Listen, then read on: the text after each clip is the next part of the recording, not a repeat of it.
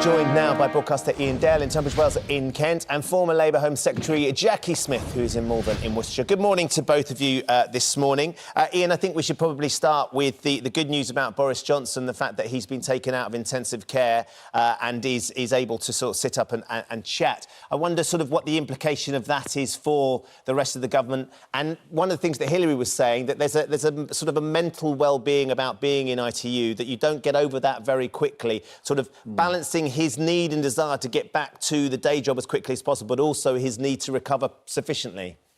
I think that's incredibly true. I don't think anybody should expect Boris Johnson to be back at his desk for probably several weeks. He will be able to obviously talk to Dominic Raab, the First Secretary, effectively his deputy, but don't expect him to be back in full harness before probably around the end of the month. It is incredibly good news that he's come out of the ICU.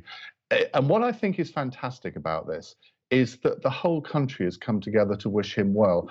When on my radio show, I broke the news on Monday that he'd been taken into intensive care, the outpouring from people, I'm sure you had it too, on Twitter, on texts and emails, even from die-hard Labour supporters. I had several middle-aged men who said that they were Corbynist socialists and they were in tears.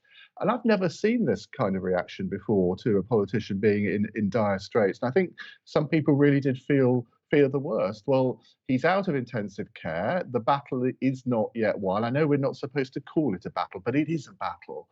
And I think it's great news, and hopefully he will be back at work soon. But he does need to spend time to recover, because I suspect part of the reason that he ended up in intensive care was because he was actually working when he should have been resting.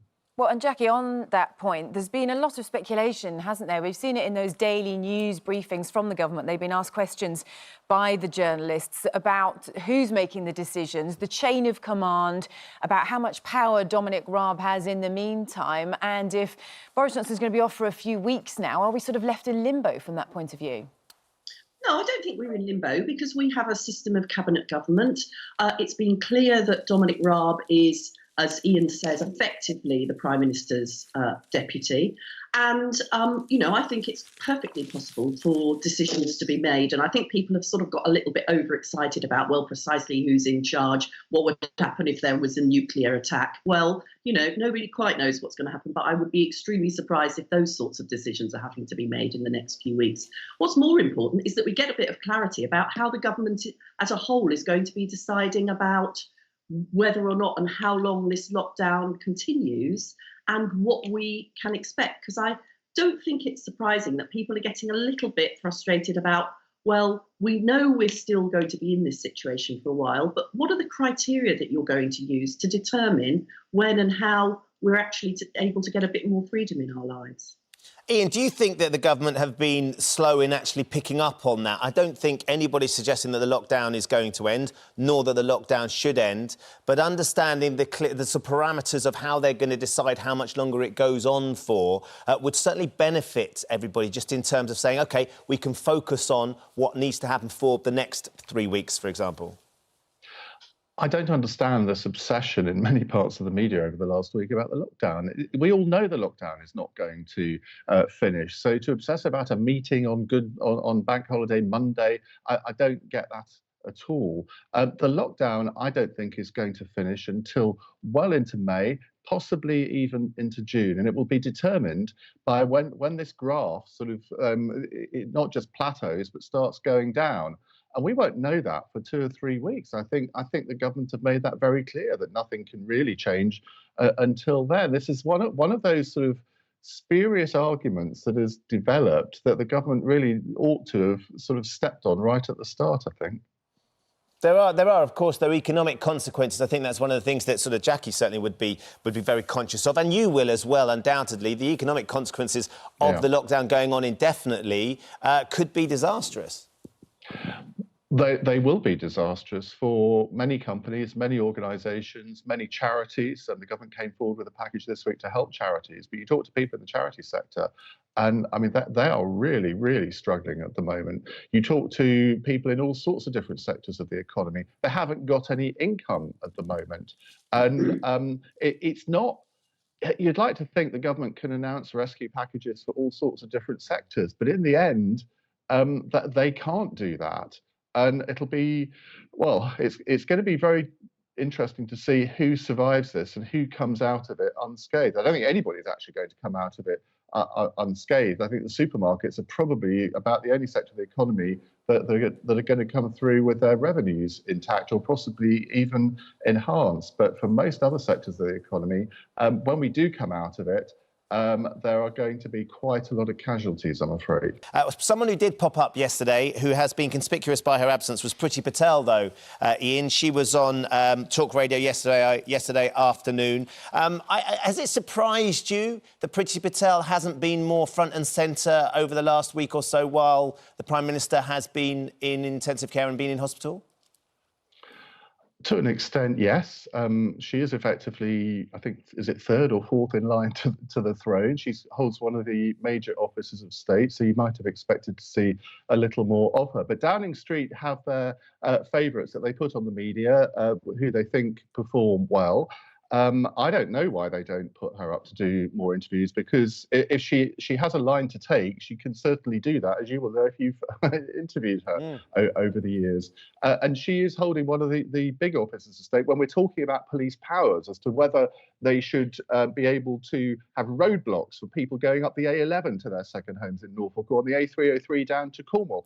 Personally, I would love to see that happening, because I think, again, people who do that this weekend really ought to look themselves in the mirror, because they're going totally against all the advice. And I think the police ought to be doing that. And they are in some parts of the country. I saw on the news last night a police car stopping someone who was going to the lakes with a canoe on the top of their car, and they were turned around and sent home. Well, let's see a bit more of that. And I'd like to see Priti Patel reinforcing that message. And because, I mean, it's one that she obviously would agree with. Yeah, and of course, Jacqui, that's on the backdrop of a rise in domestic violence, which is happening because we are all locked down. We're going to be talking about this a little bit later on in the programme as well. It seems strange that we haven't heard more from her.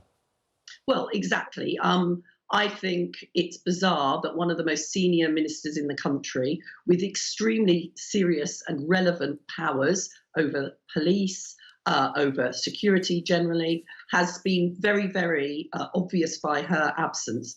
Yvette Cooper, who's the chair of the Home Affairs Select Committee, has called on Priti Patel to give evidence to the Home Affairs Committee on several occasions during the course of this crisis, and she's consistently refused. Now, other ministers have managed to do it virtually. It is the role of Parliament to hold ministers to account, and it's the role of ministers to account to Parliament. Talk radio is all very good, but your duty is to account to Parliament for what you're doing. Secondly, I do think it's strange that one of the most serious senior ministers has not fronted any of those daily press conferences. You know, we've had a series of other ministers, but we haven't had the Home Secretary. It looks strange to me. And talk about damn with faint praise from Iain.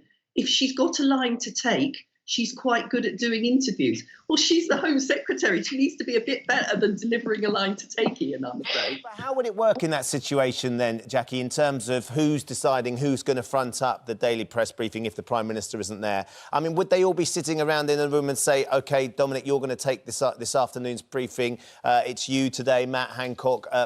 Would Priti Patel be holding a hand up saying, look, I think I should be doing this? Well, this is the interesting question. I mean, I don't think they sit around for hours on end discussing who's going to front up the press conference.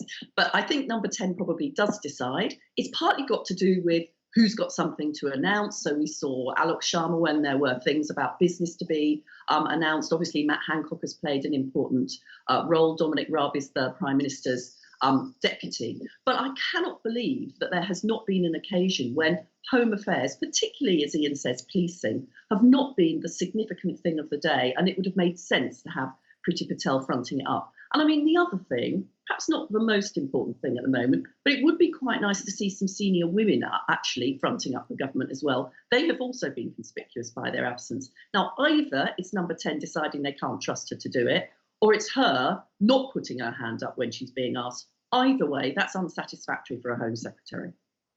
I think I've got the reason that she hasn't done it, in that she's only 5'4". Maybe they'd have to have a box for her to stand on to see over the podium. I think they're all standing on boxes anyway. I think there's boxes to level out so that, you know, they would be able to do it. It doesn't strike me as the sort of thing that Priti Patel wouldn't put her hand up to say she would like to do. That's not her style, is it? I think that's absolutely right, and it'll be interesting to see if we do see her over the next couple of days. Well, if she wants to put her hand up, she can put her hand up to Yvette Cooper and appear in front of the Home Affairs Select Committee. That would prove to us that she's got the gumption to do it, wouldn't it? Undoubtedly. OK, well, listen, Jacqui, Iain, thanks both very much for joining us this morning. Stay well and we'll speak to you again soon. Thank you.